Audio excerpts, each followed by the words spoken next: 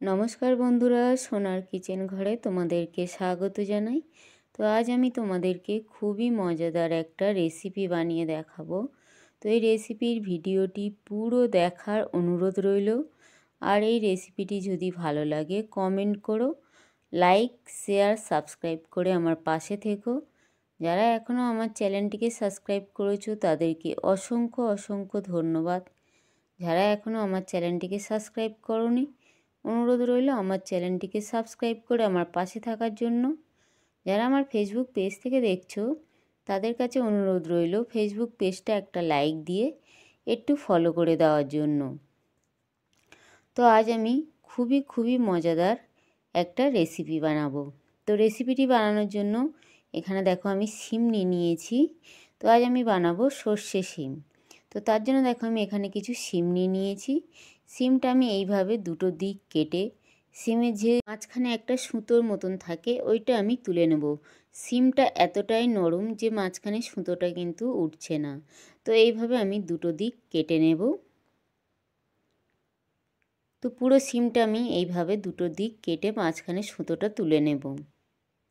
তো নেওয়ার পরে দেখো আমি গ্যাসের মধ্যে একটা কড়াই বসিয়ে দিয়েছি। কড়াইয়ের মধ্যে আমি একটু সর্ষের তেল দিয়ে দিলাম। সর্ষের তেলটা আমি খুব ভালো করে গরম করে নেব। তো এখানে দেখো সর্ষের তেলটা খুব ভালোভাবে গরম হয়ে গেছে। এবার ওই তেলের মধ্যে আমি একটু হলুদ গুঁড়ো দিয়ে দিলাম আর একটু আমি নুন দিয়ে দিলাম। নুন আর হলুদ গুঁড়োটা দিয়ে আমি তেলটা খুব ভালোভাবে কড়ার চারিদিকে লাগিয়ে নেব। তো কড়ার চারিদিকে লাগানোর পরে দেখো আমি যে শিমটা নিয়েছিলাম আমি ওই শিমটা এই তেলের মধ্যে দিয়ে দিলাম। দিয়ে শিমটা আমি খুব ভালো করে শিমটা ভেজে নেব। তো শিমটা দিয়ে দেখো আমি নাড়াচাড়া করে নিলাম। তো শিমটা দেখো হালকা হালকা ভাজা হয়ে গেছে। শিমটা এবার আমি আর একটা দিক উল্টে দেব, দিয়ে দুটো দিক আমি ভেজে নেব যাতে শিমটা সিদ্ধও হয়ে যায় আর হালকা লাল লাল করে ভাজাও হয়ে যায়। তো শিমটা দেখো হালকা লাল লাল করে ভাজা হয়ে গেছে, শিমটা কিন্তু অনেকটা সিদ্ধও হয়ে গেছে। এবারে শিমটা আমি উঠিয়ে নিলাম কড়াই থেকে। নামার পর এই শিমের জন্য আমি দেখো একটা মশলা রেডি করব। তার জন্য আমি একটা মিক্সিং জার নিয়েছি। ওই মিক্সিং জারের মধ্যে আমি 1.5 চামচ সাদা সর্ষে দিলাম, 2 চামচ আমি কালো সর্ষে দিলাম, কয়েকটা কাঁচা লঙ্কা দিলাম, একটু আমি নুন দিয়ে দিলাম।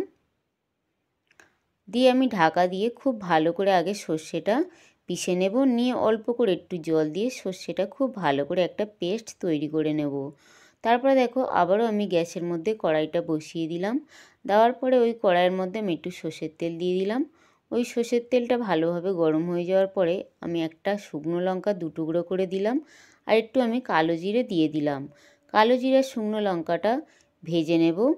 কালো জিরে শুকনো লঙ্কাটা ভাজা হয়ে গেলে ওই কালো জিরে শুকনো লঙ্কার মধ্যে আমি যে সর্ষেটা পেস্ট বানিয়ে রেখেছিলাম ওই সর্ষের পেস্টটা আমি দিয়ে দিলাম। দিয়ে খুব ভালোভাবে আমি নাড়াচাড়া করে নিলাম। নামার পর ওই সর্ষের পেস্টের মধ্যে আমি একটু হলুদ গুঁড়ো দিয়ে দিলাম। হলুদ গুঁড়োটা কিন্তু খুবই কম করে দিলাম। আর একটু আমি হালকা করে চিনি দিয়ে দিলাম। দিয়ে আবারও খুব ভালো করে সর্ষেটা আমি একটু ভেজে নিলাম। ভেজে নেওয়ার পরে দেখো আমি যে মিক্সির মধ্যে সর্ষেটা পিষেছিলাম ওই মিক্সিটা ধুয়ে আমি একটু সর্ষের মধ্যে জল দিয়ে দিলাম। দিয়ে খুব ভালো করে যখন জলটা ফুটে উঠবে তখন ওই ঝোলের মধ্যে আমি যে শিমটা ভেজে রেখেছিলাম ওই শিমটা আমি দিয়ে দিলাম।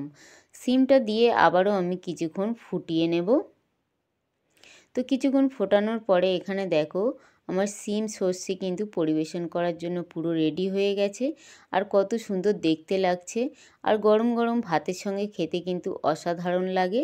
তো আমি শিমটা এবারে শিম সর্ষে আমি যেটা বানিয়েছি আমি এবারে পরিবেশন করার জন্য উঠিয়ে নেব। তো এখানে দেখো পরিবেশন করার জন্য পুরো রেডি হয়ে গেছে শিম সর্ষে। আর কত সুন্দর দেখতে লাগছে, খেতেও কিন্তু দুর্দান্ত লাগে। তো আগে যদি তোমরা এইভাবে কোনো দিন খেয়ে না থাকো আমার মতন করে একবার হলেও তোমরা বানিয়ে খেয়ে দেখো। আশা করি ছোট থেকে বড় সবাই ভীষণ ভালো লাগবে।